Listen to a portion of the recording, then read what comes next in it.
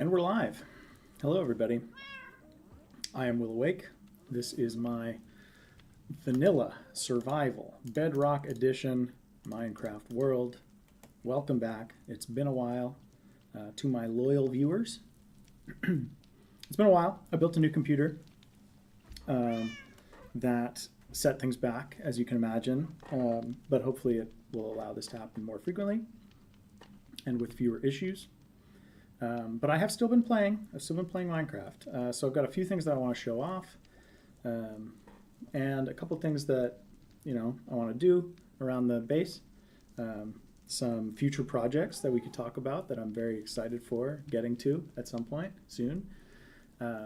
But generally, just hanging out. Lazy Sunday. Some lazy Sunday Minecraft. Feel free to join. Feel free to join me as I probably just build some paths around the castle, add some lamps, things like that. But here we are. We are in Bedrock Edition. It is version 1.20.30, which dropped this past week. Kind of an interesting update. Frustrating and exciting in equal parts. The villager changes, you may not be aware. You can no longer repeatedly cure a zombie villager to get the trades down to 1 emerald. I can see why they changed it, but it's also a little bit sad that I can't get infinite everything for 1 emerald anymore, especially enchanted books, but alas. We will find workarounds as we always do. Some other exciting things are related to like the crawling. Sorry, there's a cat hair on the camera. Crawling is fun. We can finally crawl the same way that Java can with trapdoors, but alas, the actual old hacky Bedrock Edition way of doing it with swimming allowed you to move a lot faster. So I did have a couple secret tunnels and things which now don't work, or at least they still work, but you just move a lot slower and makes them kind of pointless, but that's okay. Here we are, just hanging out. Let me show you some of the things that I've been working on, and let's jump right into it. This is, of course, the Great Hall of the Castle. If you haven't seen the castle tour, there's a VOD up on YouTube. Feel free to watch that. I did a big tour of a lot of the castle. We can still take a look at it. Ooh, one other thing that we can do today is start to look at some things with ray tracing on. It's off right now, but with the new computer, I can finally do RTX. So that's super exciting. And I found some resource packs that look really cool, especially with the sun shining out through behind the castle and stuff. So we'll do that towards the end probably. Hopefully I'll be able to stream it. We'll see. Might be a little bit resource intensive, but I'm hopeful that we'll try. And there's a little sneak peek of what's to come. I want to show you what I've been working on most recently, which is some of this entry spawn path stuff and rethinking the nether portals in this world a little bit. So this is spawn. Let's see if I remember how to do this. If I hold this down, oh yeah, here we go. Yeah, there we go. Very exciting. This is spawn. Not super interesting, but we have some paths. I did a little bit of texture here to make it look cool recently. This leads over to the jungle, which I actually built a bamboo farm in recently, so I can go check that out as well at some point. But the first thing I want to show is this path, which I've given a little bit of attention just to make it look good, some nice torches. Hopefully the sun will go down. Yeah, I think this area really thrives in, let's say, twilight hours. But essentially, I did some, some very basic path building, just like some cobblestone here and there, mostly just path blocks. Added some dark oak fences, which actually work really well in a spruce forest, because they match the texture of the spruce bark pretty well. The actual spruce fences themselves are a little bit too light brown of a color. Hey, oh no! Wow, we're witnessing a battle. I feel like I should intervene, but I suppose this is just the circle of life. It's a bit sad though. I don't want to watch that. No. I believe it. I believe the fight is over. All right, so this is something new that I made, which is this tree and a bit of a fork in the road. And I think this looks really cool. I don't do a lot of custom trees, but I want to get better at it. I think it's important. The thing is, like, for me, I know that I'm never going to, like, level a whole forest and then build all new custom trees. Like, I want to lean on the Minecraft trees a little bit. So I was trying to make something that looks good, looks custom, looks, interesting and kind of unique, but not completely out of place with the natural spruce trees. So I think this works. And I did some signposts, some interesting, fancy, old names of locations, fitting into the lore of the world a bit. But there's this kind of newer sign that's also been added. I love these hanging signs. They are super cool. Plus just the ability, like the fact that you can finally edit signs and write on both sides of them, like such a great quality of life improvement. I really, really appreciate that they did that. And the hanging signs are super cool. You can put them off the side of things like this. They look good attached to fence gates, attached to stairs, like anything. You can also hang them from things above them, and there's like a few different ways that the chains will align. It's very, very cool. But so we're getting some good lighting here. So you can see now, previously, this was the only way to go. This leads to kind of the haunted village and the castle and all that. But now, there's also this world gate sign. And in this world, the lore of this world, anything that is actual spruce wood is more recent. It's kind of something that was added by me and my kind of compatriot in this world. Like we came, we found this place, and we added our own touches. And one of those things is the spruce wood. So that's kind of a sign. So that, maybe these old wooden fence posts and stuff are much older. These old signs with this ancient language, like those are old, but this world gate sign is new. And the world gate itself is new. So I'm excited to show you this. I literally just built this yesterday. And I'm really happy with how it came together, so I want to show you. So you can kind of see it peeking through behind the trees back there. Definitely a bit of an epic structure. Let's go. Of course, the peril of exploring at night is monsters. But as long as we don't get any creeper explosions, we should be okay. But yeah, you can see it just peeking through there. I try to think a lot about these sight lines. I like the idea of being able to walk around and feel like this is a fully realized world that's actually like drawing you in certain directions. But so I like this little staircase. It's simple. It's just built into the hill here and kind of matches the style of the castle. So you can imagine that this has been here for quite some time, right? Like this, this path existed even if that sign on the tree wasn't there. But then again, you can start to see this new creation. And there it is. The World Gate in all its glory. I love this thing. I want to go get an aerial view.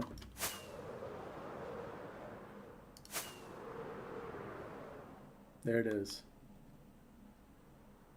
Look at that. I'm really happy with how this turned out. The idea behind this is, maybe there was this ancient portal here. Maybe built with magic, maybe built with some ancient technology. Um, but another sign of kind of more modern influence, stuff that I've done since I've arrived in this world, for instance, is these copper mechanisms, right? These copper mechanisms, you can find them throughout the castle. Whenever I do exposed redstone, I tend to, if it's in the castle at least, I try to do it with this copper and acacia kind of pattern because I think it looks really cool. It looks industrial, but it's not too far outside the like aesthetic of the kind of medieval setting that we've got going on here. And it also feels like a little steampunk in a way that fits, I think. So you can imagine that, maybe this portal used to work and was all powered up, and then when we found it, we realized it needed some modifications, some repair, some maintenance, let's say, to get it working again. And we did. Let's take a look from the back. I actually did do a little bit of decoration of the back, just so it's not a total eyesore. You also get to see that kind of extra gear up there, which I think looks pretty cool. But, I tried to do some like Batwing kind of iconography. It is like, it's a bit of a vampire castle after all, so I wanted to fit that in here. I think it turned out really good. I'm actually really, really happy with it. The other detail that I really like, which will tie into something I'll show you in a little bit, is these like tire treads or like mud tracks leading up. And this is a work in progress in this direction. We might do some of that today. But essentially you can see that like, something on wheels, some cart or wagon or something maybe came out of there or even went in there. Maybe more likely tracked some mud up in there.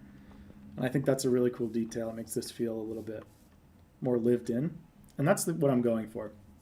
The idea with the lore around the world gate is that, it's not too far from actual Minecraft lore itself.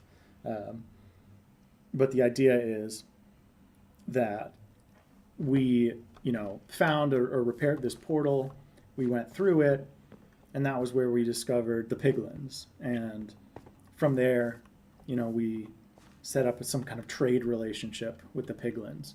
And we can go through and see what's in here now. I did this little effect where you get a little preview. It's pretty subtle. I don't know how worth it was, but I think it's pretty cool. Like you get a little bit of a preview of what you're going to see through here. So if I do develop this area, I'll probably change that little illusion thing. And I want to do it in this direction as well, so that when you stand here, you kind of see the overworld landscape. The other thing that I did yesterday that I think is going to be a huge help for me, especially when I'm streaming, is to add these little arrows. This is just using invisible item frames, by the way. Those are just stairs.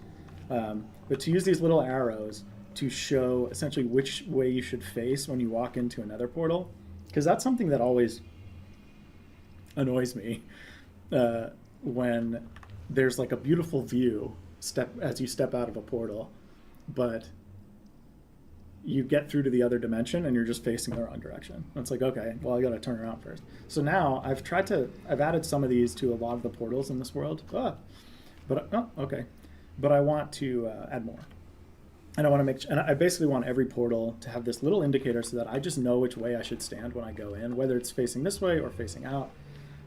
That way I have the best experience when I arrive in the other dimension. And it's just like these little things, like these little quality of life things that I think can really improve the experience of immersion in this world. So yeah, this is totally undeveloped here. I haven't done any of this yet. What I'm envisioning is kind of, so I want to do a big piglin bartering setup. For reasons I'll get to at some point, maybe in today's stream, I am not going to be able to rely on the obsidian pillars in the end for an infinite supply of obsidian anymore. soon. Take that little hint and run with it. But essentially that means that I'm going to need to have a renewable source of obsidian, among other things that piglins can barter for. But obsidian is one of those things. So I have like, right now, there's like one piglin off in a little cage somewhere that I trade with occasionally. But what I want to do here is actually have a proper piglin bartering setup. Maybe a better gold farm somewhere. The gold farm that I have in this world is, I don't know. I guess it's okay. I guess it's fine, actually. If I AFK at it, it's fine. It just is slow to produce gold. And, you know, the piglins, they take a gold ingot for everything that you trade them. So anyway, I'm kind of imagining like a little bit of a village or like a market kind of vibe, like kind of built into the walls here, like little shops and stuff. And I haven't really tested any of this out or played around with it at all yet, but I want to kind of build a piglin bartering setup that can support as many piglins as I want to trade with, but also like doesn't blatantly feel like they're just a bunch of piglins in cages, you know, and I'm throwing gold on top of them and collecting whatever they give me back. Like I want it to feel a little bit more alive. So I'm thinking like some shop fronts, like I can use some techniques to trap them back there in ways that don't make them look totally trapped. I don't know. I'll have to play around with it. That's kind of the idea. And then when you come out here, you immediately get attacked by a hoglin. These guys are brutal. Sorry about that. So when you come out here, you get this nice crimson forest biome. There's even some piglins already here. There's usually a lot down here. So I kind of like this. Like I'm kind of thinking that, you know, this can be the little shop area just because it's closest to the portal. But you know, I want to develop this into like a piglin village, basically, that feels alive.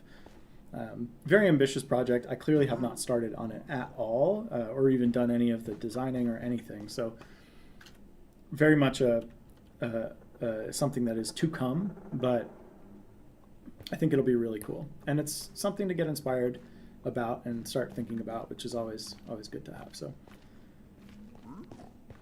I guess I could show you how to get to the castle from here in the Nether, but I think I'm going to go back out just because I want to show the other path that leads away from the world gate.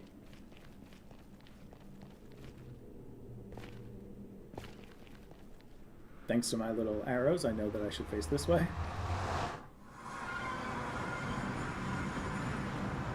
And there it is, like, beautiful sight, you know. I think it feels pretty cool to, you really can't see much from here. It's interesting. Like the castle is just out of view. I do wonder maybe if I go up to, I typically play on 16 chunk render distance. But maybe just for fun, I'll go to 24. Yeah, no, you still can't see the castle from here, really, which is cool. I guess just for fun, I'll just like go up even higher. Maybe 32, I'd be able to see it.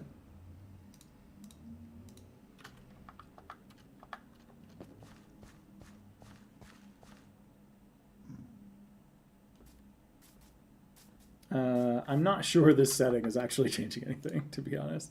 It didn't seem to make much of a difference there. So I'll just go back to 16 for now. We can do some RTX stuff later that I think will look really cool. Hey, you followed me in. So that's the other kind of lore aspect that we want to add here, is the idea that, you know, maybe some piglins did come through, but as you may know, if a piglin comes through to the overworld, they almost immediately turn into a zombified piglin. There is some, you know, there's some speculation about why this may be. Maybe there's some airborne toxin that is turning them into zombies, right? But what we want to do in this world is essentially have the zombified piglins be this kind of broad antagonistic force, right? Like maybe we discovered the world gate, we opened it, we went through, we befriended and became trade partners with the piglins, but then some of them came through and turned into zombified piglins and set off and formed their own civilization. And we'll do some of that at some point in the future. I have kind of an idea for where I want them to live, which is over there, I believe, back there. Because the idea is that some of them, many of them, became kind of a seafaring pirate civilization. I think that's just kind of funny, like the idea that zombified piglins are pirates. And there is some stuff in this world that already ties into that, and I'll show you that today. Potentially I can show you that today as well. But so the idea is, maybe there'll be some wagons leaving here, which I'll probably build.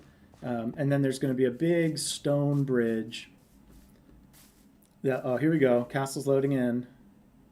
Prepare yourselves. A giant stone bridge that leads to some kind of a, little tower here or something.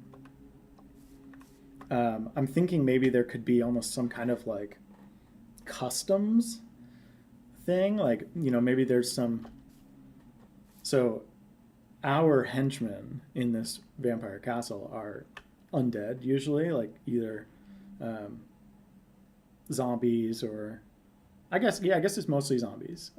I do want to do some stuff with skeletons at some point, but we have like zombie guards and iron golems and stuff, so maybe we could do something like that. But some kind of little customs, to like inspect the goods that are coming in from the nether or something could be kind of interesting. That's kind of what I want to do here, I'm thinking. And then another bridge that leads here. You'll get a nice view of the side of the castle coming in the distance. And then from here, there'll be a road. And the road is going to take you all the way here through this little ravine. And something I like about this is when you're coming from the other direction, you come around this corner, there's this kind of cliff in the way, you come around the corner and then you reveal the world gate in the distance, right? And you can see that there's a path that you'll be taking to get there. And I think that sightline is really cool. But essentially, we'll have a road here. We might do some of this today. Oh, my voice cracked. We'll have a road coming along here that leads over to the kind of industrial side of the castle. And you can see I started to build a little bit of the road on this side as well. I've just been playing around with these textures, but I like the idea of using the path blocks as like tire tracks. Are you spitting at me? Using the path blocks as like tire tracks and then the podzol as like, mud around them. I think it works pretty well. But you can see that like there's not that far of a distance here that needs to be connected, right? Like we just need to make a road that goes here, and then we'll have two big stone bridges, some kind of a tower, and then that'll be all connected up. And what that connects to is the other side is kind of the industrial area of the base, where I already have these tire tracks continued. And you can see I have a couple little carts and stuff, like maybe we're chopping down some trees, we're loading some trees onto a cart. I think there used to be a llama that was pulling this. Yeah, see, there's still a llama pulling that one.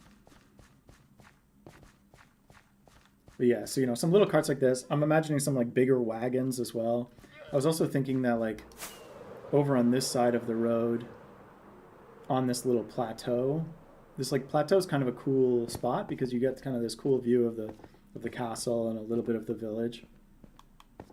So I'm imagining having a little bit of like some, I don't know, some like shopping stalls or something. I don't know exactly what it would be. Like it could be like items that come from piglin bartering, like get stored here or something. so that this is like an easy place to come to get them. I don't know. I'll have to think it through, but I like the idea of like a couple caravans or something who just kind of set up camp or something outside of the outside off the road here. Of course, they can't actually be piglins because the piglins can't survive here, but you know, we might figure something cool out. So yeah, that's kind of the vision of the world gate and how it will connect to the rest of this industrial area. If you didn't see these things in the world tour video, I have like my mud and clay production here. That we've got like a water tower.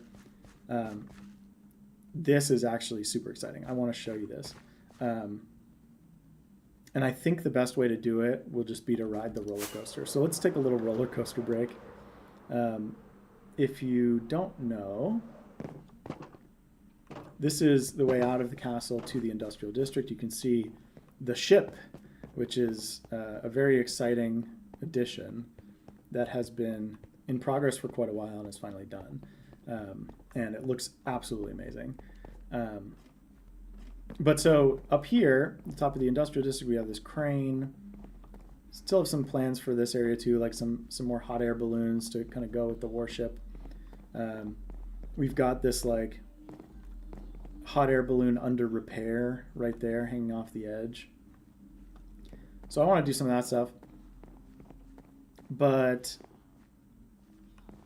first, let's take the roller coaster, because I think this will be really fun.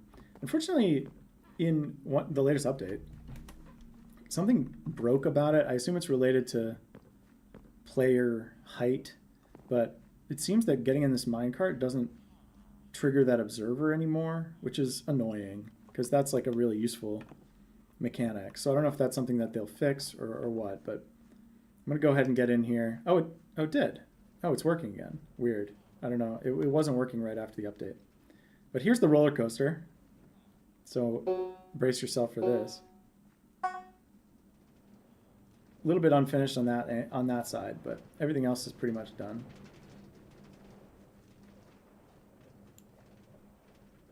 You get a glimpse of the ship over there. The water texture is a little bit off. That's because of the RTX resource pack. So don't worry too much about that. It'll look a bit better at some point. Yes. What a lovely roller coaster ride. Oh, wait, this is too scary. Too scary. Too scary.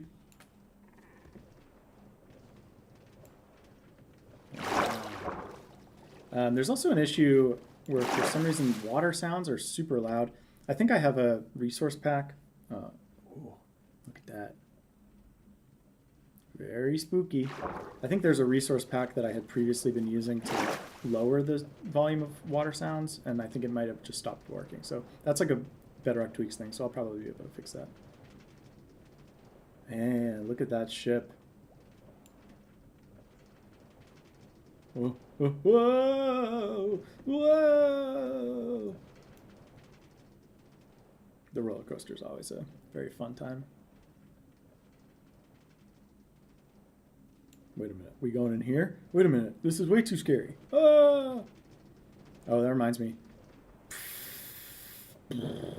Imagine that there was TNT that exploded there. I have to refill it.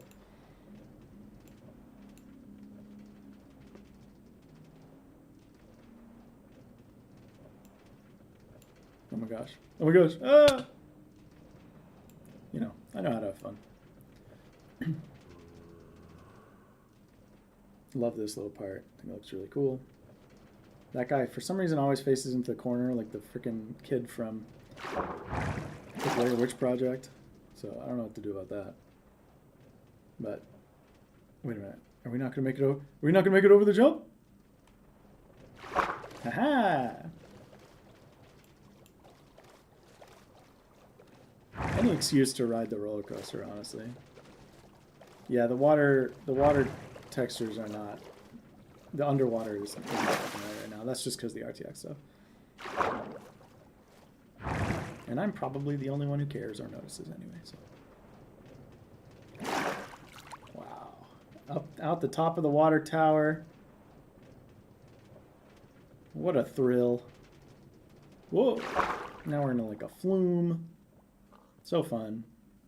I do want to make more roller coasters. Also, there's a little bit more to be done to this one, if you can imagine, if you can believe it. It's actually not quite done. Okay, I hope I don't hit a fish. Okay, that part, sometimes fish come bubbling out of the water and knock the minecart off track and ruin the whole ride. I don't really know what to do about that. But look at that. Look at that majestic ship. We may have to ride the roller coaster again in RTX later today. I don't know how well RTX is going to do with streaming, so I'm not in a rush to leap to it. Plus, I ultimately want this world to be a world that looks and feels great in kind of normal vanilla graphics without the ray tracing. So that's always kind of priority one. Making things look good in RTX is a nice bonus. Aha! There it is. What a roller coaster. What a thrill. So let's go back just to finish the conversation about the world gate. You can see there it is, again, looking lovely. If you do head back this way towards spawn and go past that tree with the different, whatever you want to call it, signposts. Right, you can see this leads to something like that. How mysterious. This path is something that I kind of want to do today. Right now it's just path blocks and cobblestone slabs as stairs, but you can see there's just torch spam along the ground. I want to replace all that with those dark oak fences as well, with torches on them, and add a little bit more texturing to the path so that the cobblestone is throughout and not just, like stuff like this looks a little unnatural, I think. So that could be one thing we do today. Not the most exciting thing, but that's, what cozy Sunday landscaping streams are for. That's interesting. Hello. This guy's not going to go anywhere, is he? That did a lot of damage. Leave me alone.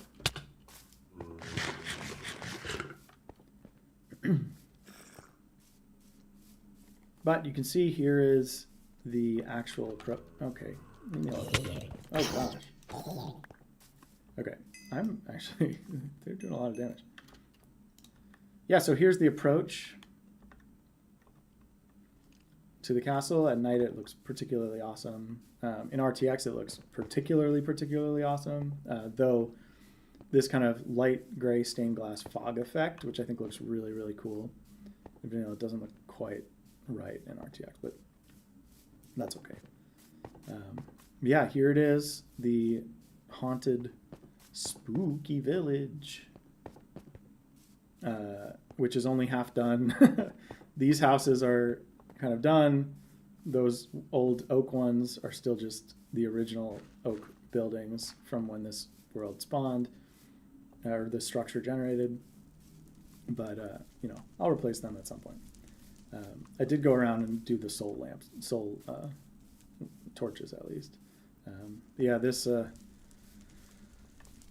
is a bit horrifying, isn't it? That's what I was going for. Something I was thinking about doing was maybe ruining the church a little bit. Oh, also the windmill roof still needs to be done. That has been just sitting like that for quite a while. But I do want to maybe ruin the roof of the church a little bit so that when you come in, there's like a hole in the ceiling with maybe some beams showing and just like a little bit of like moonlight or something coming in. Not sure, but I've been thinking about that. I think it's just a little bit too, I don't know. Obviously it's, the interior's cool. Like the pews are kind of in disrepair and we have like boards up on the windows and stuff and that looks like cool. But I think the ceiling is maybe a little pristine and it's like a little dark in here. And I think from a distance it might look cool if there's a little bit of a hole in the roof as well. This is what we're doing today, We're just kind of going around and looking at stuff and thinking about what could be improved, what could be different.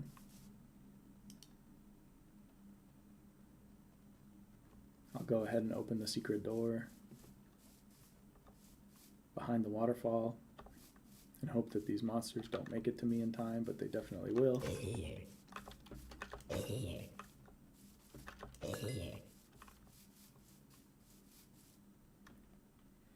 I wish that this was faster. I don't know if there's a way like to punch out the hole in the water faster so it doesn't have to all the way close and then all the way come back. That is dangerous. Right, because then the closing animation is like super fast. And I do like that. I don't know. We'll play around with some stuff.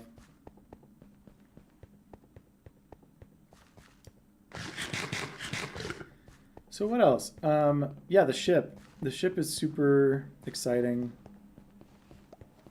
I don't know if I've shown these. I got some sniffers in here, where you just come in here and you'll get some seeds. Inevitably, they just kind of find them and are toss them on the floor. Someday I might like actually make some kind of under the floor, underground like collection system to get that stuff and put it in a barrel or something. But that's just not, maybe, you know, they could go right in here.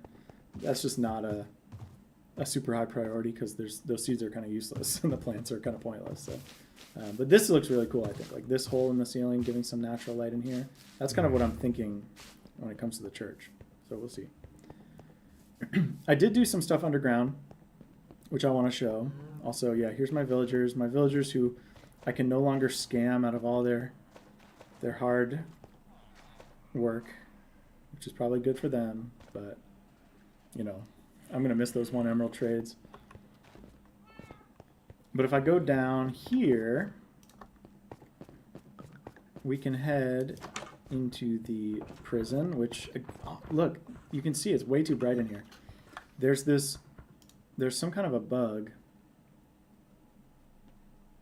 where the lighting effects don't work properly. Would you rather have unlimited bacon but no more games, or unlimited games but no more games? From 3 different people simultaneously. I don't know if that's a bug with the chat or what. The question actually doesn't make any sense, which you may or may not. Oh, uh-oh. The question actually doesn't make any sense. Oh gosh, I brought the stream up on the stream. Rookie mistake. Would you rather have unlimited bacon but no more games, or unlimited games but no more games? I assume that the second half of that is meant to be unlimited games but no more bacon, and that is the one that I would pick. I could live without bacon, but I can't live without this place because this is the real world. What do you mean? Hello. Yeah, so this is the prison. We mostly have skeleton prisoners here. I guess that is like where we have the skeletons in this world. But I want to show you a cool angle. If you come out here, there's this whole prison break hole in the wall. And you can see the pirates or whatever are coming to rescue you, the prisoners. Which actually, maybe it should be some zombified piglins in here, in the prison. So that they're actually being broken out by the pirates, right? Could be kind of cool. Man, that ship looks amazing. That was my collaborator in this world. I am Will Awake. He is Noah Sleep. Noah Sleep put in the work here, did the grind, built this ship, which is some model that he had found, which I think looks absolutely amazing. There was no mistake, again, from all 3 of those people again. Would you rather have unlimited bacon but no more games, or unlimited games but no more games?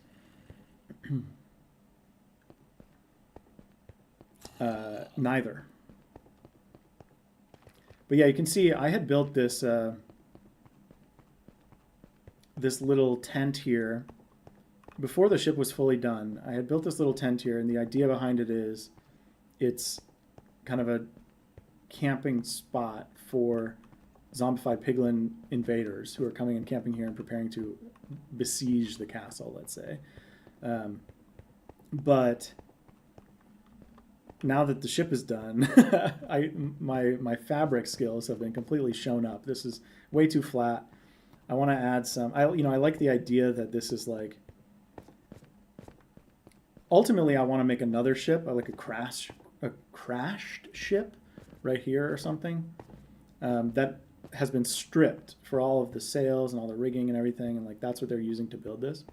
But I'm gonna have to up my game a little bit here with the fabric. So I think, so this thing is supposed to generate zombified piglins, which then fight me. I think it's a little bit broken right now. I'm not sure what that would take to fix. I think it actually just needs some flint and steel and a trident. You'll see why. Here's the main base, of course, storage system. I have tridents here. Again, yeah, the water sounds are too loud. Sorry about that. It's a lot right now. Would you rather go kale, dale, or sail? I don't know what that means. Also, I don't know why there are 3 of you posting the exact same things at the exact same time. I have to imagine that you are just a bot that is cloned 3 times. But I appreciate your views in any case. So we'll grab that trident, and I'll make a few flint and steels. I have flint somewhere? Oh, actually, I don't have a ton of flint. That's okay.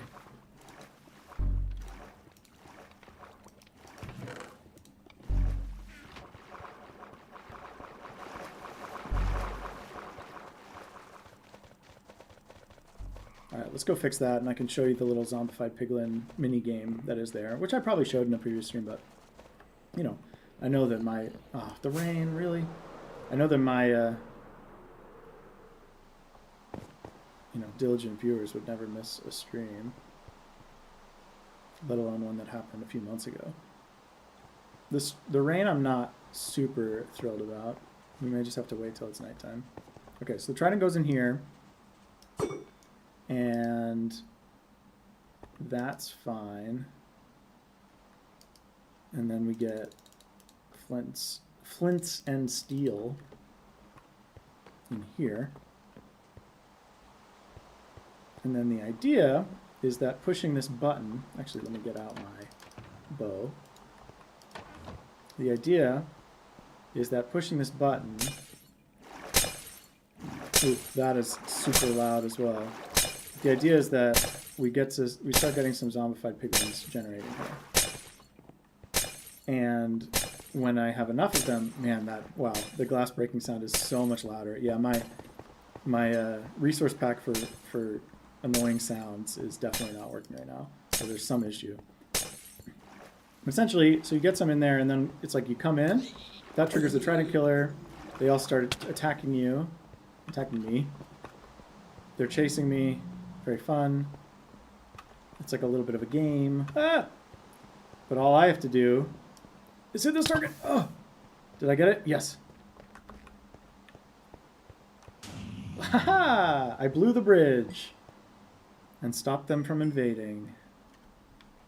What a delight.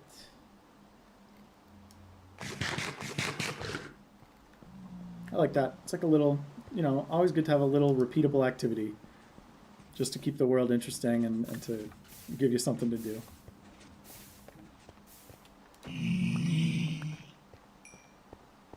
So, what's next? I want to get out of the rain. Oh, okay, thunderstorm. That's good, actually. That means I can sleep and end this and make the video quality better, probably. Oh, right. I want to show you some nether stuff. So I finally actually learned how nether portal linking works, which was long overdue, but also a bit unfortunate because I realized that these portals up here in the castle Eyrie, it's impossible to get them to correctly link up, all 4 of them, to the portals that I had made in the nether side for them. Long story short, the way that Minecraft actually calculates the position to search from in the nether is like annoying and kind of it's kind of frustrating. But it was, you know, as all frustrating things are in this game, it was an opportunity to come up with a creative workaround. So now all of these 4 portals up here lead to the same place in the nether. Again, I'm making use of my arrow system. And so here it is, the new kind of nether hub. When you first pop out of the Eyrie, all 4 of those portals will just take you right here. Actually, that reminds me, I want to replace the backdrop there from Netherrack to something else. Maybe just black stone or something. I'll do that at some point. But so here's where you come out. This is actually more convenient because you come out here, and in the previous system, to get to like the fast travel areas, it was a little bit of a trek, but now they're right here. So you come out, and here's Raid Farm, Flower Forest, Orchard Monument, all these things over there, and all these things that way. We've got the soul soil. We've got fast running, fast travel here, ender chest in case you need it, and super convenient. If I were to go back through that portal, I would, unsurprisingly, come right back out into the castle Eyrie. But I can also go down here if I want. And now I'm at the kind of nether side equivalent of those 4 portals. And this is kind of the quote-unquote actual nether, right? Like this is where it's various places are tied together as like an actual nether world and not so much just like a fast path leading to a little portal close to the top of the world. This is kind of the real place, and I'm gonna have to close that off, but essentially this is where I can go to get to the various other places. There's the campsite there, the Guardian Farm, the Farming Hall. We've got another fortress back here. We've got the haunted house right here. And if I fly this way, I'm still kind of learning this path, but I believe this brings me, yep, to the World Gate portal. So you can see it's not too far. Would you rather eat air or eat a can, but no can and no air? I appreciate the engagement that you're giving my stream. These questions do not make any sense to me.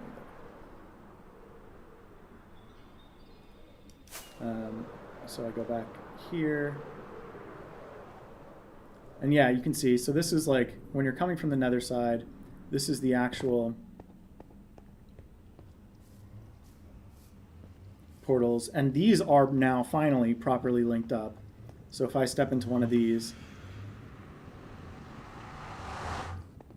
I will come out in the appropriate portal on this side. But like I said before, going into them from this direction will just always take me up to that fast travel area. And that is just a consequence of the way the nether portal linking works and kind of the positions of the portals in my world. So not much I can do about that. But I think this is a pretty good workaround, and it works pretty well. So what to do now? I could show you something else I've been working on, which is part of a very big project that will be happening. Or I could do some cozy kind of path building, trail stuff. Maybe we'll start there. I'll tease you with the idea of a bigger project. But essentially, what we're going to need to do, actually, I want to show you one other thing I did recently. Because we were losing the villager trades, I spent a few nights just grinding out some trades to get some good gear so that I had lots of backup gear in case I lose all this stuff. I have put that in part of the base that had no real purpose before, which is this area, the barracks underneath the castle. A couple bunk beds, you know, nothing too interesting. But now we have this as well. And this is the break glass in case of emergency. Buenos dias, hello. This is a break glass in case of emergency place. Like, imagine I've lost all my gear. I have nothing. I just died. I come back here. I come over here. I break the glass. And I've got a bad news box with everything I could possibly need. All the enchantments on everything. And some snarky names as well. I'm very happy with this. I made 8 of these, which I hope it takes a long time to go through because it's going to be much, much more tedious to make them now without the 1 emerald villager trades. But I'm very happy with that. A whole survival kit built into your walls. Exactly, exactly. Gotta have it just in case. In case of emergency, you come, you break the glass.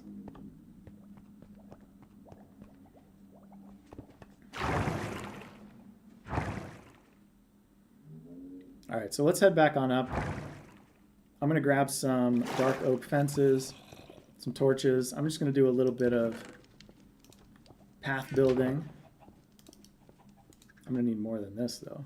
Oh, I don't have much dark oak wood. Do I have more here? Which one is it? This one?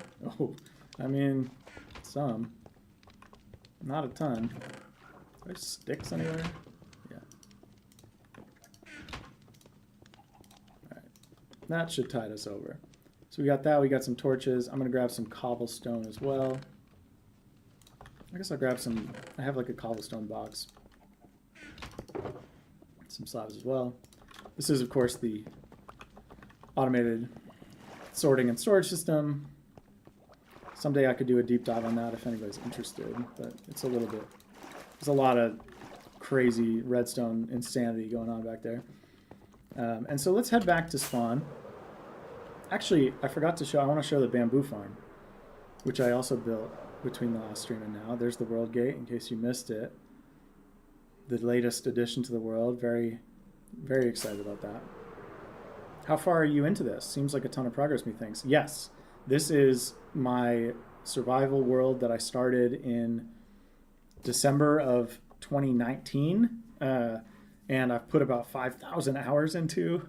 It's my creative outlet. This place is my home away from home, I hope that, you know, even though, you know, you didn't get to see it built up from complete scratch, like I hope that there's still some stuff that it will be really interesting to see. And there's plenty of, I have infinite projects that I want to be working on here, including some entirely new base areas that are not related to the castle or even in this medieval theme at all. So there's a ton of possibility here. Almost 3 years, dang, I know. Yeah, so here is this little bamboo jungle, which is almost quite out of place. That's just a consequence of the world generation update that happened, and that's also a consequence of having 3 years go into a world. Is you know, the updates don't always make it super friendly to update your world, like especially that big world generation update. It was a little bit of a headache to get everything to play nicely, but I think it worked out pretty well, and it's not that weird to have a jungle here. But I did build something in this interesting pool of water here. If I swim down here, I have lots of plans for this area, by the way, which I won't even get into. There's too much going on, but this is a little bamboo farm that I made, where if I actually come around this side, it still needs some decoration. But if I come up here, you can see I've got this bamboo forest here that is growing slowly but surely. kind of secretly wrapped in some glass. I'm going to sleep just so we get some light. I always like living in flower forests, and if bamboo is far away, I just collect a bunch and plant them.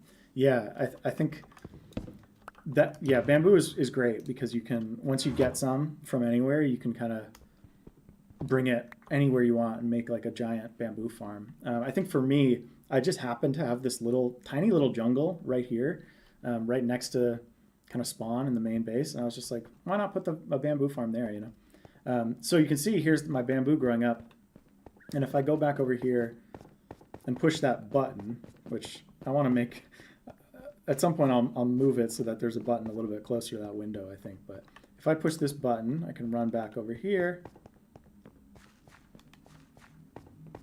And we can see, there it is. We've got a flying machine going across, harvesting the bamboo. Again, apologies for the loud water sounds. That is just a resource pack issue in the latest update.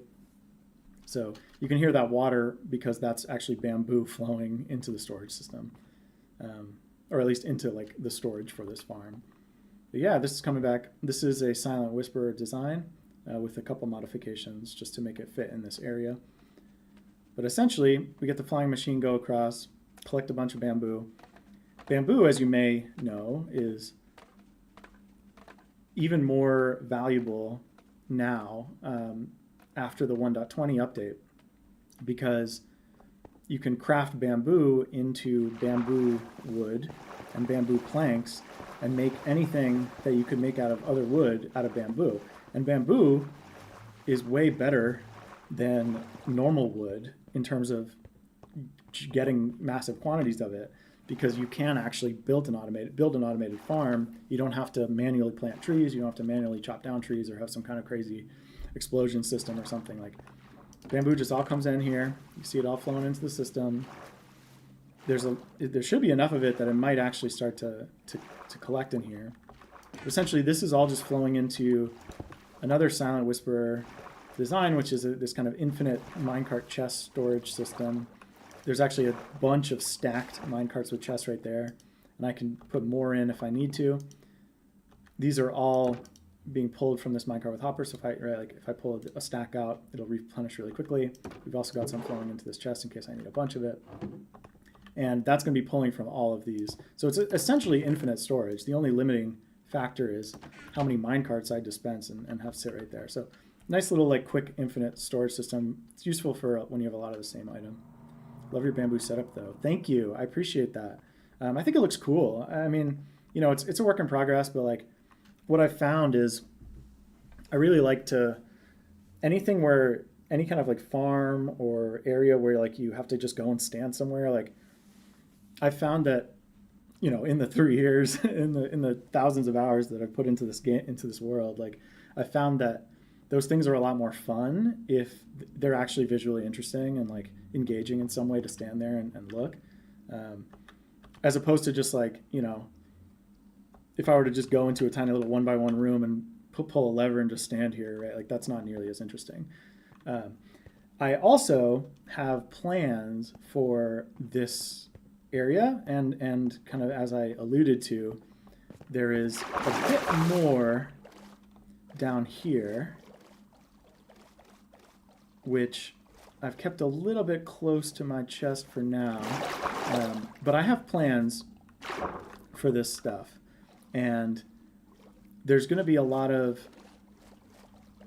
eventually I want to make something that will be essentially underneath this, and so the bamboo farm will be loaded for a lot of that time, and so I can kind of be, as I'm building, or you know, as this becomes an area of interest, we'll be able to keep the bamboo farm loaded and growing bamboo, and that'll be cool. Okay, so I'm gonna head back out, do some of those torches as I mentioned. These are just my little jungle frogs here. Something I want to do is make like a path up here, just like a little subtle path that leads over here, because this connects right back to spawn here, and I think that is pretty cool. So what I'm gonna do now is the only thing that really needs to be done with this path is I've got the path going to the world gate. That's like pretty good. But the path that goes this way that leads to the haunted village is a little bit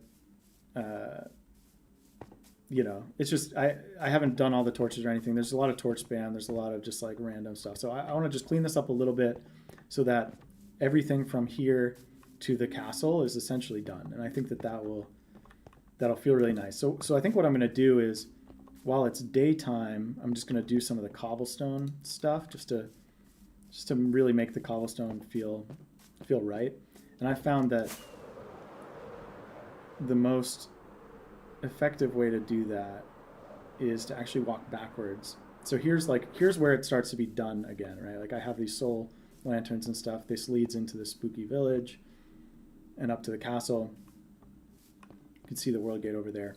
But what I want to do is just start to add some fences and some torches, I guess I'll do the cobblestone during the daytime, and then I'll do the fences and torches during the nighttime. So essentially I'm just going to back out here and just add some cobblestone in places where I think it looks good.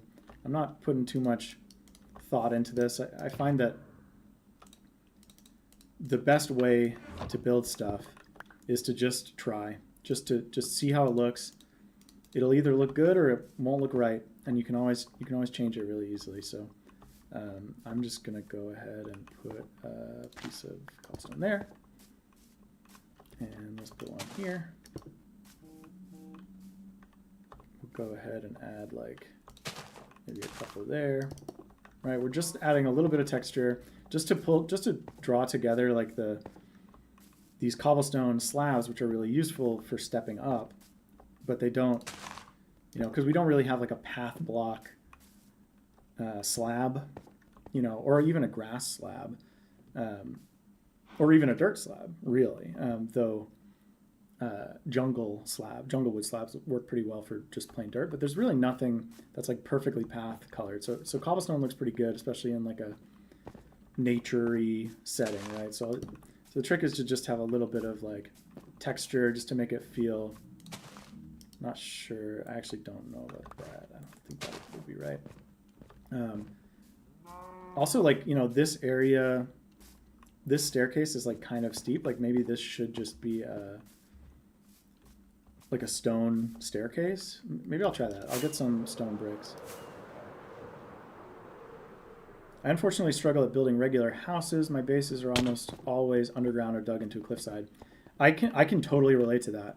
Honestly, like that was how I started too. Like all of this came much, much later. Like when I first started this world, this was the base, and it didn't look anywhere near as like detailed as this looks now. I found a cliff that looked cool, and I tunneled into it, and I was like, this is where I'm going to build a storage system. And basically this hallway was my life in this world for the first several months. It really wasn't until I started to play a lot that I was like, you know what? I've covered the bases in terms of infrastructure and storage and stuff. Like now I want to make this place feel fun to live in, like make it look cool. And I found that for me, the most valuable thing by far is just watching other people build and watching other people be creative in this game. Like I watch so many Hermitcraft YouTubers, the incredible things that they do. Particularly, I'm particularly inspired by BOO, B-Dubs. I highly recommend him for building tips. He has a whole series called Building with B-Dubs in addition to Hermitcraft, as well as Good Times with Scar, who is just like the undisputed, in my opinion, like I think someone at some point said that Scar is just an artist and Minecraft is his canvas, and I think that's a really, really apt way of putting it. Scar is incredible. The amount of detail, the both like the small scale details and just like the incredible scale of the things that he can build are insane. He's building a whole amusement park in Hermitcraft right now. It's unbelievable. Yeah, I love Hermitcraft. I usually watch Grian. I love Grian. Grian is absolutely hilarious. his videos add such a fun energy into Hermitcraft. Yeah, when I first started watching Hermitcraft, I was really just watching Mumbo and Grian. I think they probably are the two biggest YouTubers, in the SMP. But I highly recommend, if you haven't watched some of the other members and you do want to like get some building tips and stuff in particular, like definitely recommend Scar and Vito. Oh, the water sounds over here are super annoying. I gotta get some stone bricks and get out of here.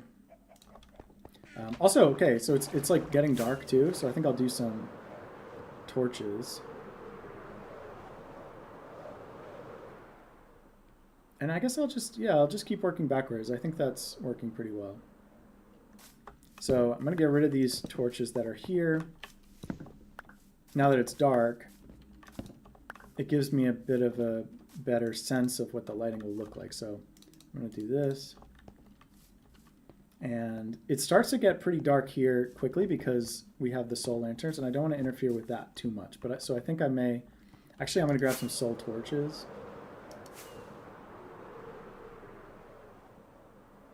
which I should have right here. Yeah, this way I'll have a couple that are soul torches, kind of leading up to these soul lanterns, the more spooky part. And that way I can do like, something like that. Again, it's really just like, it's like you just try, you see how it looks. If it looks good, great. If not, you change it. That's kind of my philosophy with this. Of course, I have to be wary of horrifying monsters.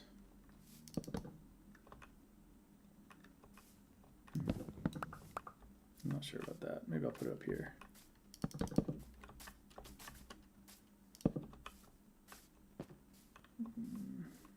Don't love that. Yeah, it's such a subjective thing. It's oh god, oh gosh, wow. I can't believe that creeper didn't explode. I'm seriously shocked. I thought for sure it was going off. I'm really glad it didn't. That was that was just like such a classic Minecraft jump scare moment, though. Oh, yeah, my heart's racing. It's amazing that like there's nothing quite like a creeper to get you terrified instantly in this game. Okay, I'm gonna do some normal torches now.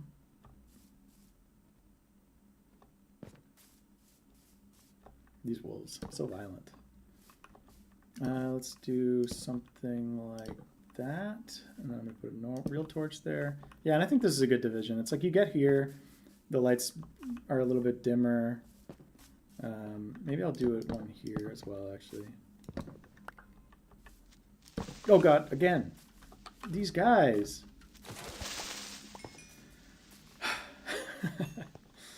Creepers. Okay, I think this is decent. Maybe I'll do something more like that. Yeah, I think I like it on that side a little bit better. We'll come back with some bone meal and do some bushes and stuff here too at some point. I have to. Creepers don't make idle sounds to alert you when they're nearby, so it's extra spooky. Just turn around and see one. That's the thing, like. Yeah, that's such a good point. I never really considered that. Like the only sound that they make is the sound of imminent explosion, which definitely does make them way scarier because it's like by the time you hear that sound, a lot of the time it's going to be too late, right? Let's do a little thing like that. Okay, and then let me knock out. This the other problem is I'm actively knocking out these torches that are causing monsters to be able to spawn in. I think I'll just do some shrubbery there. But let's do one of these. I think I'm done with the soul torches for now.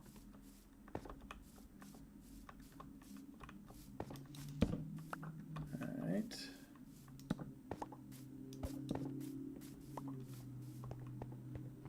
All right, we just want to make it.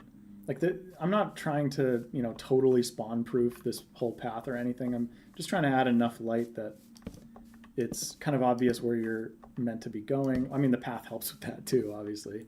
I'm gonna get some dirt. There's a couple areas that I'm seeing that I want to change slightly. Because yeah, I mean, that's the thing with building. As I was saying before, I was attacked by that creeper. It is really subjective. It's just, you know, you look at it, and if it doesn't look right, you can try something else. Maybe that will make it look better. Maybe it will make it look worse. And over time, you kind of start to develop some instincts. You know, I would not consider myself like a great builder by any means. I am winging it a lot of the time. But I think that's just what it is. I think it's just you kind of try stuff and see how you feel about it. And sometimes it feels good, and sometimes it doesn't feel right, and you can change it.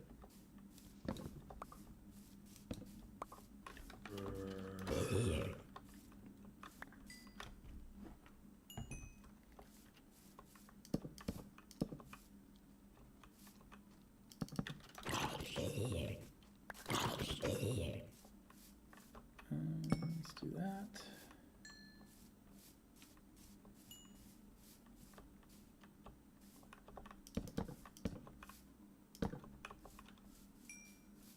I don't love this.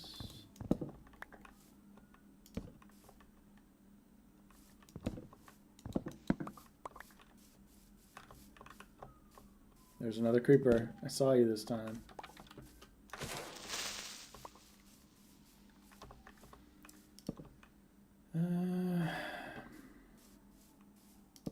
Sometimes it's like sometimes I get really hung up on the little things too. It's funny, like this really doesn't matter at all. Like the layout of this particular little fence, bits of fence, but yeah, I don't know. Sometimes I get hung up on the small stuff.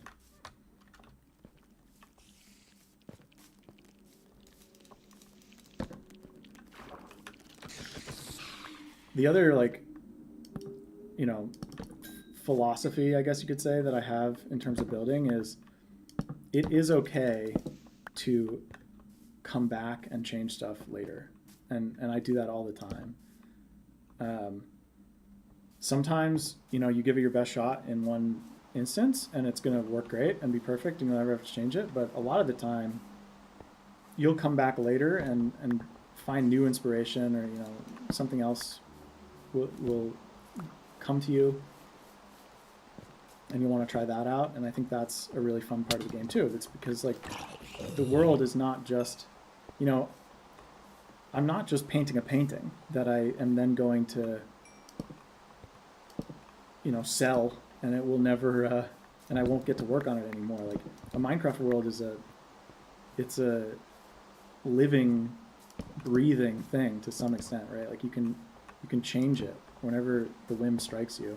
And I think that with any kind of creative thing, just like having the ability to follow your whims, whatever they are, is the key.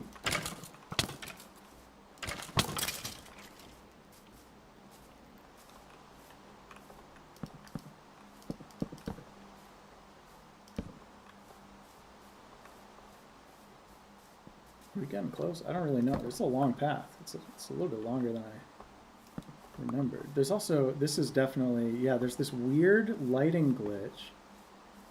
See, there's like a band of light traveling across the world that is not really there, and it's not supposed to be there. And I don't know if that's an issue with one of my resource packs or something, but if I log out and back in, it will probably be gone.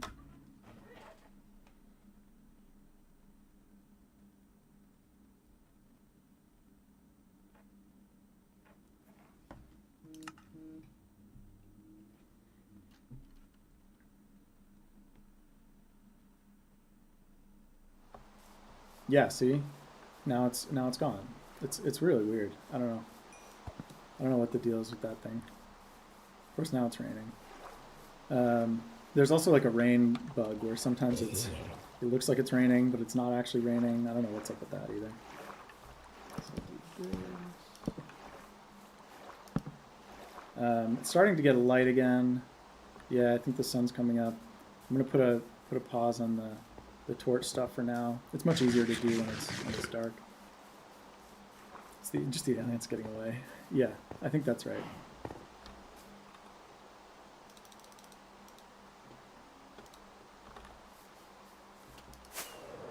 Alright, so I'm gonna go back to where I kind of stopped doing the stone stuff. Because yeah, that's what I was thinking, right? I was thinking like maybe doing some, like these steps could be a little bit more, like maybe it would look cool to have them be a little bit more stone. Like they actually have to be built and maintained.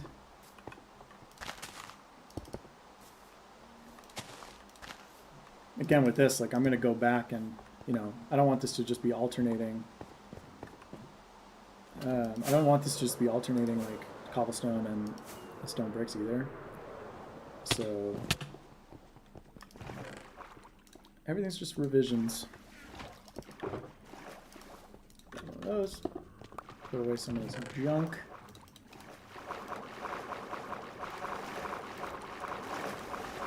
The water spouts. Oh gosh, they're awful. I'll have to prioritize fixing that pretty soon, I think. Okay, so yeah, let's change. Let's do a little bit of like, do this, do like that. It's not just kind of like, you just do random stuff and see what looks good. And sometimes stuff looks really cool and sometimes it looks really stupid. And so you just change it. Make sure there's no creepers sneaking up on me. Hopefully it's light enough now that they won't. Are you good at redstone? I would consider myself to be pretty good at redstone. I will show you something that might horrify you, which is the some of the redstone behind my storage system. So basically, when I get in here, I can just dump, oh gosh, the water sound, I'm sorry about that.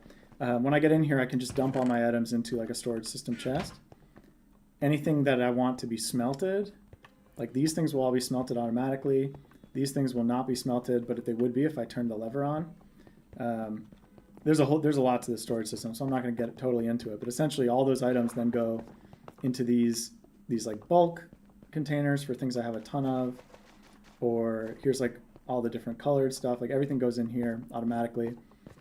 All these items go in here.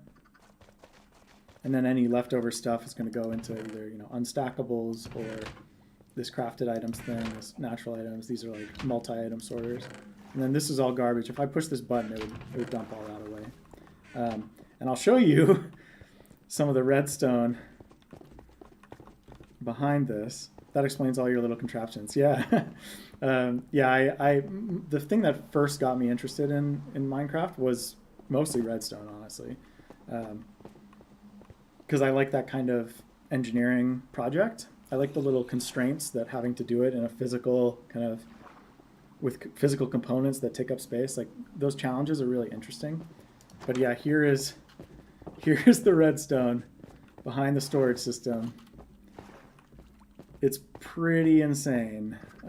There's a lot going on here. I'm not gonna try to go through it all because frankly, a lot of it I don't necessarily know how it all works anymore. I would have to really remind myself.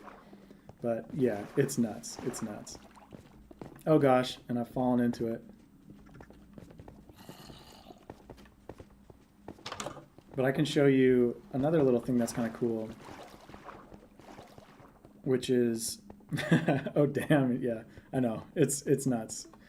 That's like probably half of the time, half of the like 5,000 hours that I've put into this world, half of it has been redstone. Temple of Notch level stuff. I appreciate that. I mean, you know, I'm pretty happy with it. But so I made this like little potion machine where you can pick from any kind of potion that you might want. So let me get like some fire resistance potions. You basically get to select it like a menu and then push a button and it just starts brewing exactly whatever that type of potion is. So it'll do the nether wart first, it'll do the what is it, blaze powder? I forget what it is for fire resistance. That's the thing, is like I don't even remember because I just use this machine that I built, and so I don't have to memorize any of the recipes. Oh no, yeah, these strength. So fire resistance and magma creams, yeah. So there's magma cream going in, right? And you can see this is this is that contraption. Oh god. Oh, the sneaking. The crouching is new. The crawling. Yeah, this is like the potion machine that just does the potions.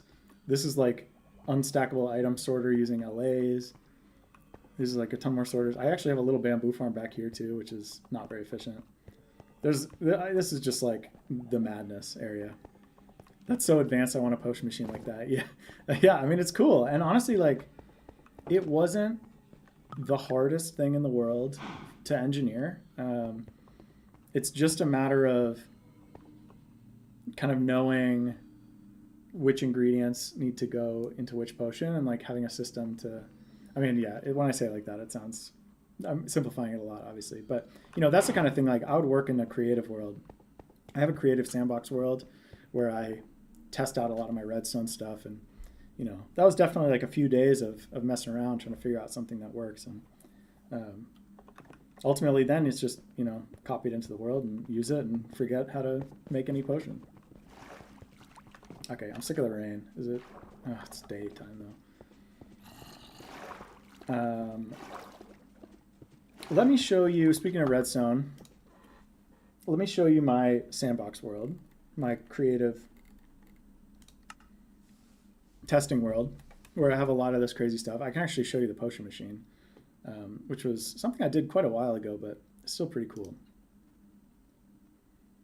And I'll also give you a sneak peek of the big project that I want to make, and that was it. So I'll come back to that. First, I'll go over the potion machine. Yeah, welcome to this madness. If I can find it, I think it's over here. You can see I test out a lot of stuff here, like castle designs, lots of redstone. And I think this is the potion machine. Yeah, so, right. So this was my prototype potion machine. You can see this is the mechanism, right, to select the thing. I pick strength or whatever. That's going to kick off this machine. And basically, you know, I don't want to sell myself short. This is it's a cool contraption, and I think it's pretty cool. But essentially, like, the fundamental thing that happens is just being able to select these different ingredients, and like certain ingredients are shared, right? So like golden carrots are used by 2 different kinds of potions. So there's like 2 different ways to trigger that. And then whichever one of these torches, whichever one of these torches is on, that's like, that corresponds to the potion that I'm selecting. So like that's the page. So if I were to change this back to like potion number 2, you can see that now it's like that second torch is on. And that just means that when I actually push the button to make the potion, it'll get me one of these glistering melon things. So redstone land, yeah. Yeah, this is redstone land. So that's like, once I figured out how to do that, the rest of it was just like, okay, I gotta get, you know, all these random other ingredients getting spit out and getting stuck here apparently. At least it works in the actual world. But yeah, let me show you.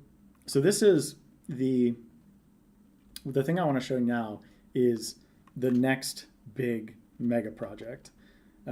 Totally different from anything you've seen so far in terms of the castle or anything like that. Like, this is, I basically want to build an entirely new base and an entirely new storage system. And this is largely inspired by what Etho has started to do in his single player series.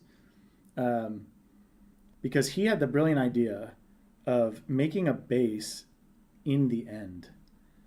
Because if you build a base in the end, then you can go find a stronghold, go to the end, grab any items that you might need, hop through the portal, and then just be at the last place you slept, wherever it is. So like, it's basically like having a storage system that is not tied to any particular physical space in the world. It's like exists in this pocket dimension. So you can just go get any items you need and then get back to wherever you need to be to build and work on your new project. So this has been a big undertaking that I've been working on for the last few weeks, is just prototyping out an insane new storage system. This is like a 1/8 slice of what will eventually be a giant storage system in the end.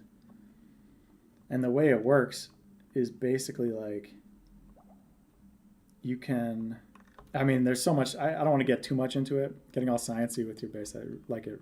Yeah, thanks. This is like, I want to basically, I want to build a spaceship. And the end like basically feels like outer space already. So I kind of want to just build like a crazy futuristic spaceship, almost like the spaceship from District 9, which I think could be really cool. It was something that Vintage Beef did in last season of Hermitcraft, but I think he didn't really get that far with the project, so I was inspired by that though. But that's like the nice thing about Minecraft is the world's infinite. I can build as many different bases and as many different styles as I want and still, have it all be interconnected, which, as many hours as I have put into this, like I don't get to do this full time. So, having one world where I can rely on the infrastructure from the projects I've done previously and stuff is really cool. The end should get another type update. It seems too like bland in the newer versions. I totally agree with you. I do think like that is something that concerns me slightly about committing to building a giant base in the end. But I think realistically, if they do a big end update, it will probably be more related to the outer end islands, which I agree are very, they're a little bit boring and repetitive compared to more, contemporary stuff. Like the Nether update, to your point, like added a lot of interesting things to do in the Nether, and the end just really doesn't have that. But yeah, I'll do a quick little. I'm not going to get too much into this because there's a lot going on here, but I'll grab a little bit of something. Yeah, I'll just grab some like mangrove fences and pop these in here, and then we should see how it works, more or less. So I guess basically this is like an item categorizer, so it'll put any of these different items all into this slot. And so you can see like there's one of my fences moving over into that slot. It'll stop there. So it's going to be super futuristic and really, really cool. There's a lot of other parts to this, and it's still kind of a work in progress. But basically, I want to take this giant thing and build it 8 times in the end, which is going to be a huge undertaking. I mean, aside from like chorus fruits and cities, before you throw that pearl into the sky thingy, it's just endstone pillars and the enemies. Yeah, totally. Yeah, there's really not much going on. I have become very acquainted with fighting the dragon recently, because the thing about building a base in the end is if I ever summon the dragon again, it's going to just completely destroy my base. It's going to just fly through stuff, obliterate parts. So I've been fighting the dragon. I've been grinding it out. Maybe I'll do a fight right now, honestly, just because I need to fight the dragon 20 times to get all of the outer end gateways to generate. I also have been collecting Dragon's Breath, which is the only resource that you can only get from the dragon fight. So I've been trying to get like, quote unquote, a lifetime supply of it. I don't have any uses for it currently. Like it's only used for making lingering potions, and I don't have any use for lingering potions right now. But I can imagine like, making a racing mini game or something and having like lingering clouds of, speed or something, right? Like that could be cool. So I want to make sure that I collect enough that I don't have to completely destroy my base in the future. But yeah, let's go do that. I think I'd have, yeah, I have just enough here to do a dragonfly real quick. And that could be kind of fun.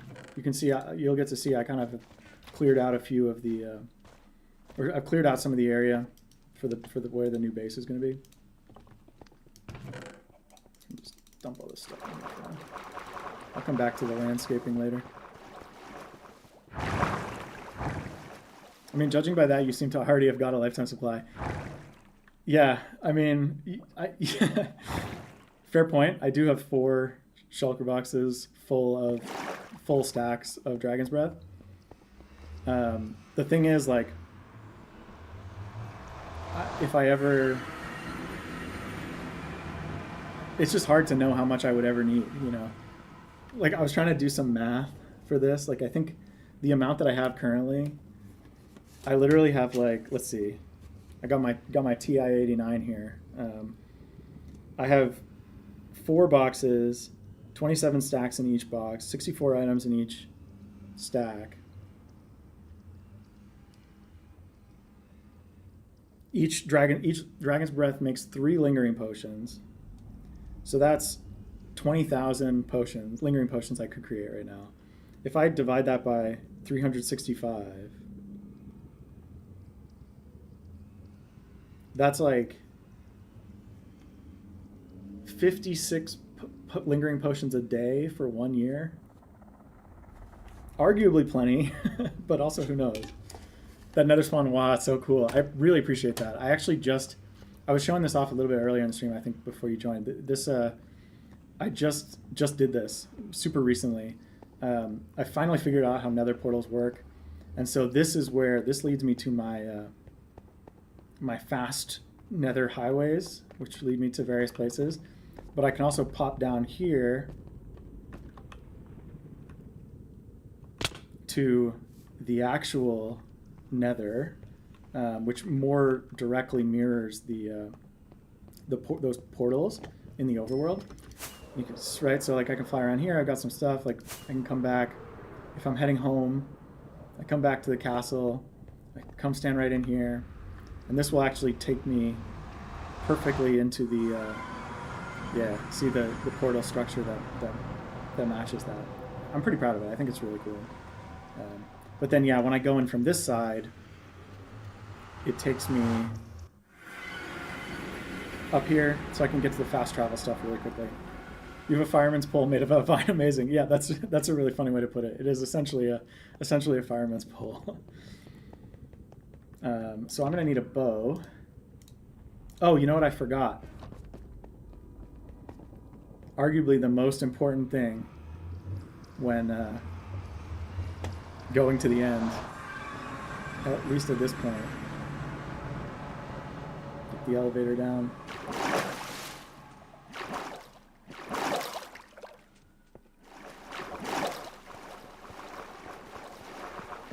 Gotta have the carved pumpkin head.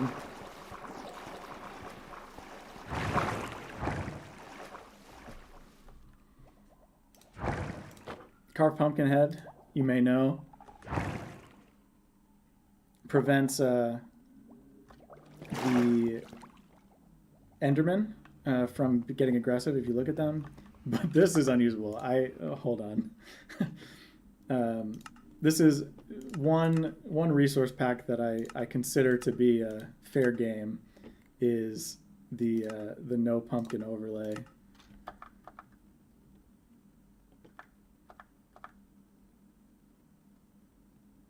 Oh no, what's happening? Don't do this to me, Bedrock. Okay, hopefully it's fine.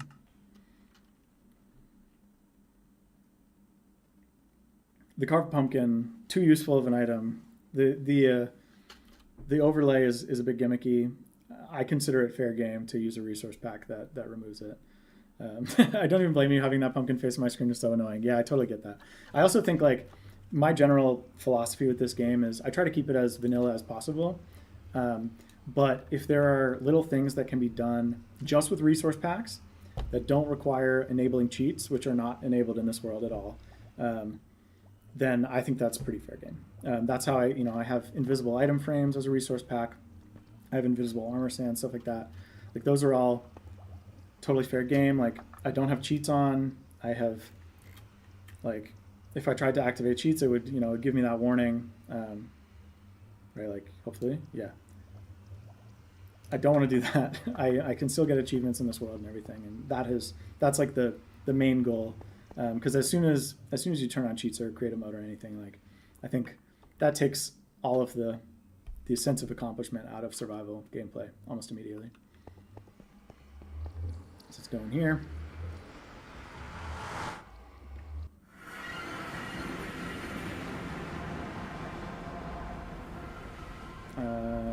Okay, we're going this way. Got my nice little soul soil highways. It's not the fastest method of travel, but it gets the job done usually.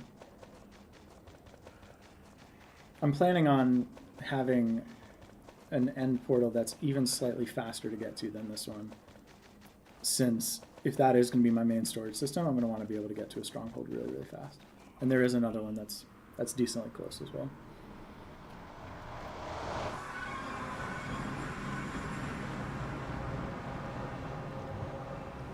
Cool. So here we are. This is a little staging area from when I literally first fought the dragon the first time in this fight with a couple of my friends.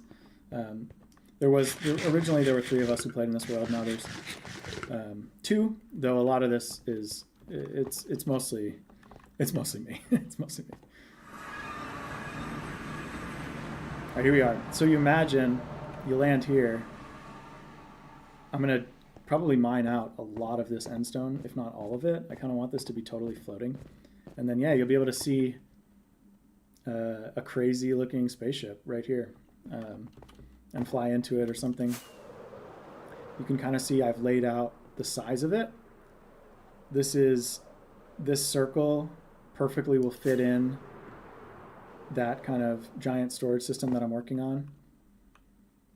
And yeah, it's gonna be a massive undertaking, but I think it'll be really fun. And I've never really built anything in the end before, so I think it could be really cool.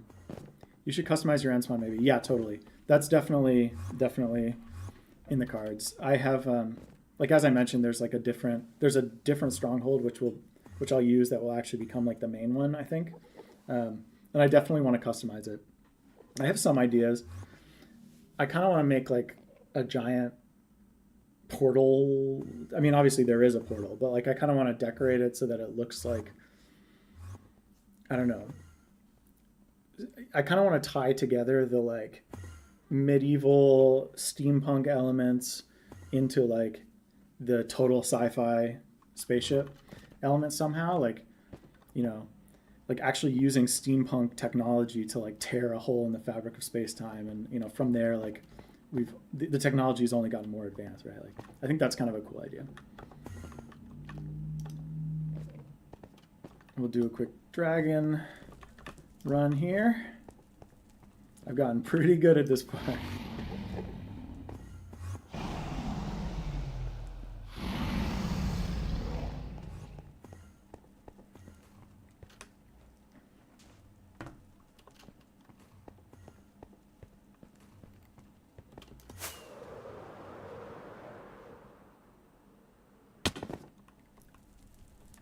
I like to take these guys out first.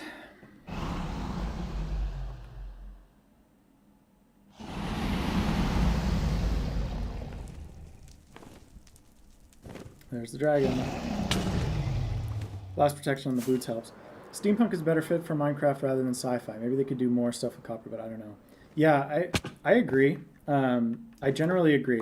And I have actually a couple things in this world that kind of fit that vibe, which I can show you after this fight. I've done this so many times. I'm getting to kind of be a pro.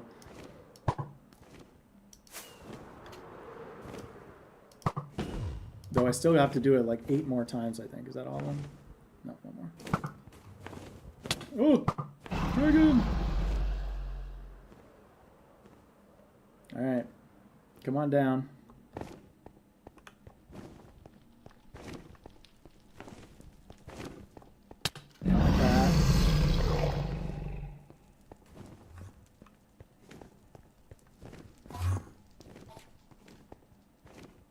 on now.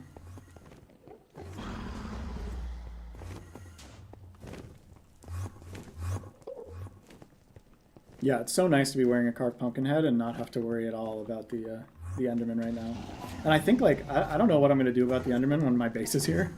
Like, I kind of want to figure out how to get them to not spawn at all using, like, I don't know, using the mob cap or something, like having a bunch of trapped mobs or something. I don't know exactly how I'm going to do it, because you really can't capture Endermen at all. Like, in Bedrock Edition, they will just... You can put them in a boat or a minecart and stuff, but they'll just teleport right out. So it's really hard to contain them. And it's also hard to prevent them from teleporting. Like, if they can spawn anywhere, come on, man, fly, come to your perch.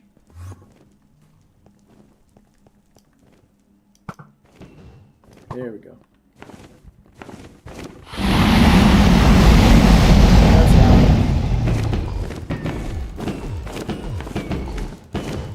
Sorry if that's ear-shatteringly loud.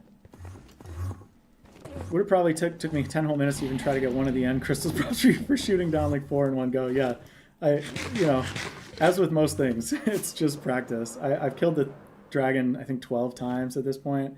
And I've harvested, you know, as you saw, like 4 shulker boxes of dragon's breath. So I've gotten pretty familiar with this fight at this point. And it's really not, it's not very difficult. Hello, hi. Welcome. We're just doing a quick dragon fight. I am planning to build a giant base in the end, and so I have to kill the dragon 20 times total to get all of my end gateways, so that I never need to fight the dragon again. Sorry if that's really, really loud.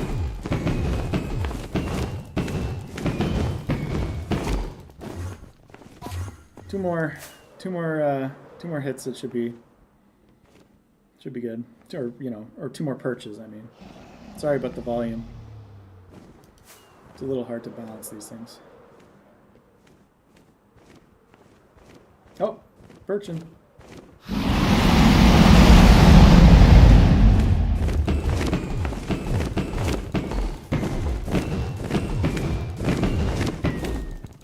All right, 1 more perch and we should be good.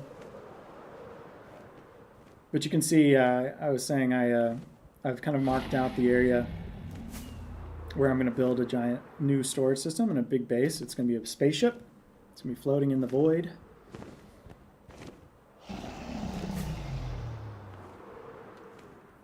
And the idea of building a base in the end is also part of the reason that I made a ton of boxes of emergency gear, because I have already fallen into the void once. And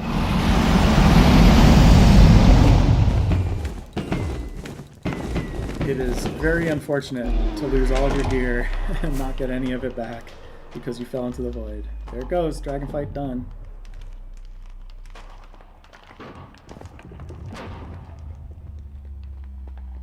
We should get another end gateway. I'm not sure where it went. Let's see. So we've got 1, 2, 3, 4, 5, 6, 7, 8, 9, 10, 11, 12, 13. All right, 7 more fights. I'm not going to do that right now. It's not the most exciting thing to just fight the dragon over and over again. Plus, I do need to get some more dragon's breath, and that is even less interesting to watch because it takes about an hour to get a full shulker box worth of dragon's breath, and it's just tedious. That's a watch YouTube videos and grind it out activity. But yeah, so we'll hop right through the portal, and we should just be right back in the castle. And see, that's the benefit of having a base in the end, is wherever my spawn was set, that's where I'll end up when I go through the portal in the big base. The damage the dragon does in the game doesn't compare to the hearing damage it gives you IRL. That's so true. That is so true. All right, I think I'm gonna go back to doing some past stuff, but also, yeah, just for the new people and maybe to showcase a little bit more cool stuff. I was also talking about, the steampunk thing. I can show a little bit of that off. So one of the things I did most recently in this world was I created this pathway that leads to the village and the castle. This leads over to the world gate. And the world gate is a new thing that I just built. It's a nether portal, but it's, you know, it's meant to be kind of like the main nether portal. And so I have this little pathway here, goes up a little staircase here, and then leads us to the world gate. Inspired by the world gate in RuneScape, actually, which I was obsessed with before Minecraft, though I don't play anymore really. But yeah, this is a little bit of steampunky vibes, right? Like the idea is this was maybe some ancient magical portal that was no longer working, and so we kind of came in and, you know, fixed it up, like patched up the broken parts and maybe used some you know, a little bit more modern technology to actually bring it back to life, right? I adore when people name things or put a little story into the world. Honestly, same. Like I think it brings the world to life in a way that is really, you know, just makes it feel more fun to spend time in the world when there's like a little bit of a story behind it. And, you know, I have kind of a rough kind of lore outline in my head for kind of how this world came to be. It's nothing too crazy, but I do have a couple of little, like, you know, design guides that I use for myself. So it's a lot of like copper and acacia wood for, you know, this like more steampunky technology. It's like spruce wood for stuff that, you know, that was a little bit older, or not older necessarily, but like, you know, just kind of fixing up stuff that we found in this castle. But yeah, I can show you actually in the castle itself, like the main part of the castle. Here is the Great Hall. You know what? I think it's time, perhaps, to pop into RTX, because I don't think I can stream too much longer. And if we're just going to do a little showcase of stuff, let's do some ray tracing. Let us.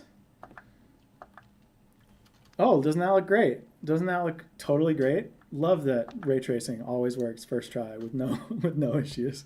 All right, hold please. That is a very common issue, and essentially it's just you got to close the game and open it back up again. All right, here we go.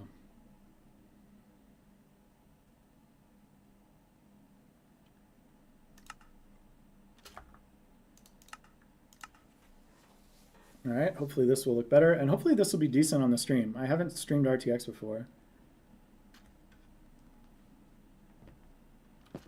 Oh, I fell out immediately, but ooh, this is looking pretty nice. Oh yeah.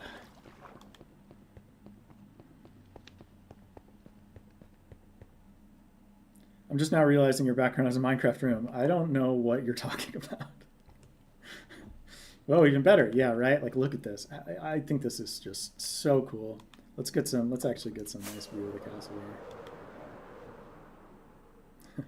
It's better, maybe a little bit better at sunrise. Right now it's just the sun's kind of in your eyes. But we can head down into the shade here, and we should see. Here's the Great Hall with our food cooking. All this good stuff. We got light streaming in. I gotta say, like, this RTX is really amazing. Like, the fact that there's just light streaming in through the thing like that, it's unbelievable. This was, I built a new computer within the past couple months, and I now am able to use RTX, and was not before. So this is a very, very exciting development for me. I don't stay in here all the time, but to just like look at stuff, it is pretty amazing. But I can head downstairs. Their eyes adapt to the darkness, which is pretty crazy. Here's like the library, and then over here is kind of the laboratory. It's like a little bit of a steampunk style lab. Actually doesn't look that great in RTX. The glass is a little weird, but you know, you can see I kind of have been playing around with those gears and stuff a little bit, and I have like this. Actually, I don't. Yeah, I don't think in RTX, some of the stuff won't look great in RTX, but let's go look at the stuff that does look good in RTX, which is mostly the outdoor stuff, honestly.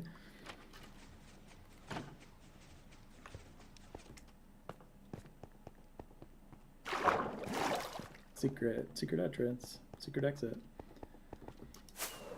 Because yeah, the sun is going down. This is gonna look, oh, this is gonna look really cool probably. Look at that. It's just crazy.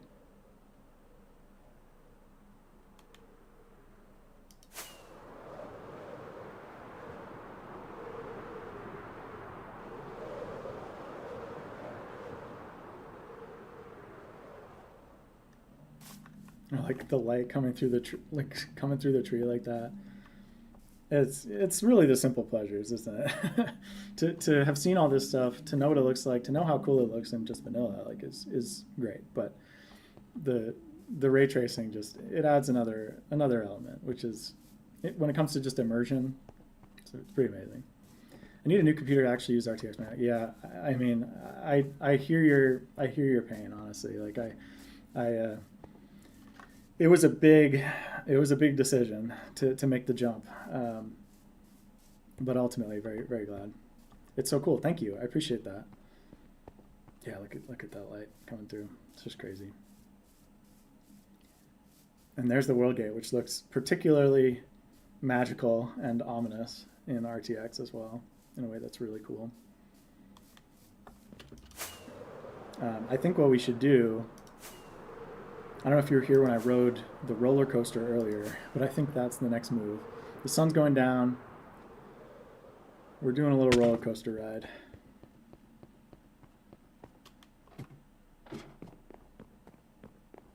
Here we go. Yeah, interesting. It's like for some reason, sometimes it doesn't trigger this string here. It's just like something that happened in the latest update. So I'll just do that to get it going. All right. Here we go. Roller coaster. Get excited. Oh gosh. Oh no. Okay. Well, that was a bit anticlimactic. I have to stop that minecart now. Hold, please. Where'd that cart go? Yeah, there's just a little bit of a bug in the latest update that for some reason means that the roller coaster ride doesn't start properly some of the time.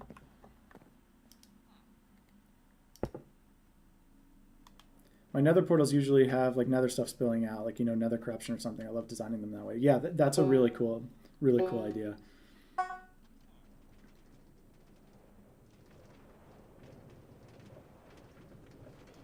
All right, let's take a nice little roller coaster ride.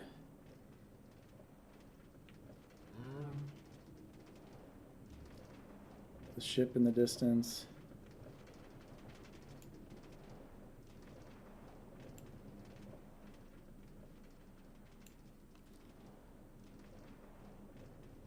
Pretty dark in here. You know, the RTX it's a little buggy. Some things are not perfect about it. You built a whole roller coaster and a ship too. Well, yeah. Like I said, it's been a lot of time and effort going into this place. There's like the secret underground dungeon and treasure room.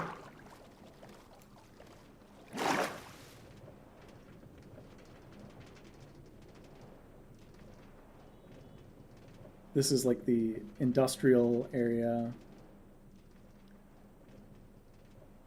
with some actual industrial farms over there, plus like some design elements made to look like, you know, industry. That's where a lot of the spruce wood goes. Here we go into the depths.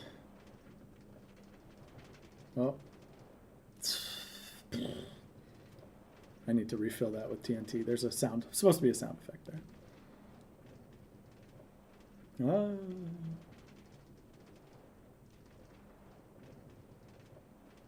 Uh-oh. Uh-oh. Aha. Do you use like villager trading halls? Yeah, I can show you my villager trading hall. It's pretty simple, and also it's not as efficient now given the latest update. But it has gotten the job done. Uh-oh. Am I not going to make it over this? Just kidding.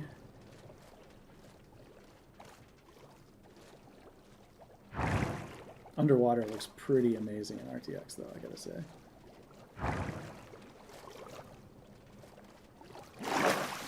And the amethyst geodes are pretty wild, too.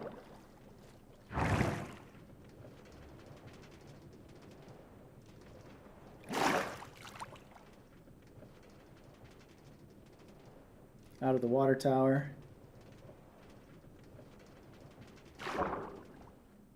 Into the flume. Oh, it's raining. Oh no.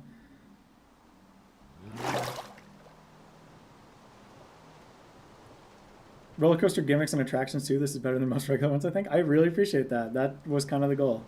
Just to have like little, you know, little points of interest just to keep you occupied. It's a long roller coaster. And then we get a perfect view of the ship. Ah, look at that. Beautiful.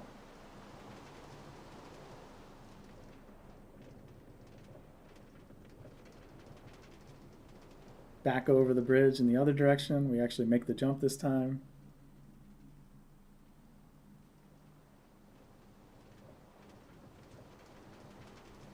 Yeah, RTX is a little hit or miss at times, I think. Like some parts of these caves are just like way too dark, but some of that could use some additional like planning and lighting. There it is, right again soon. I think I'm gonna switch back out of RTX. I've had enough for now. It's always something that we can just pop into and look at stuff, but really the world as it's meant to look is more like this. But yeah, so I can head back down. I'll show you the villager trading hall, and I'll sleep so it's not rainy. Whoa, sweet coaster though. Thank you.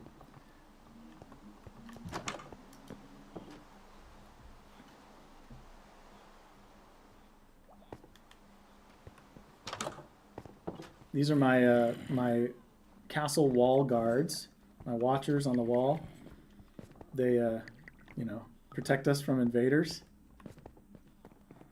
This is the backyard, which I guess I haven't really been in today. We got a hedge maze, giant tree, some more stuff, and this is this is the a bit gruesome, but this was the villager. The villager healing station, which doesn't work anymore. They literally just broke it earlier, or like last week. You can't repeatedly cure the same villager anymore, which has thrown a wrench in my villager trading hall plans a little bit. But if I go down here, you can actually see the villagers. There they are. Not too many, mostly just, I mean, it's a lot. It's a lot. It's not like an insane quantity of villagers, but it is a lot of them.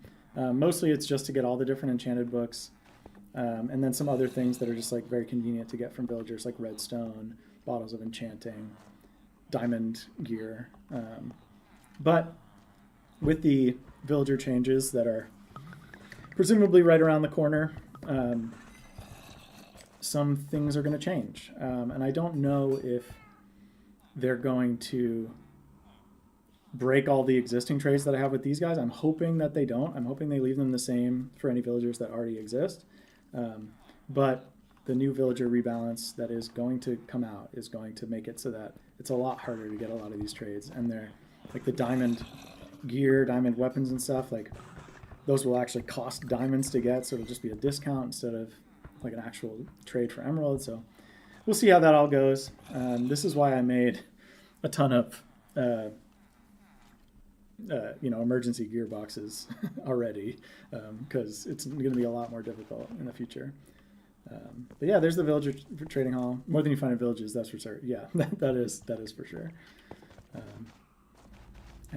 Yeah, it connects right to the other side of the storage system here, so it's pretty easy to get to and convenient.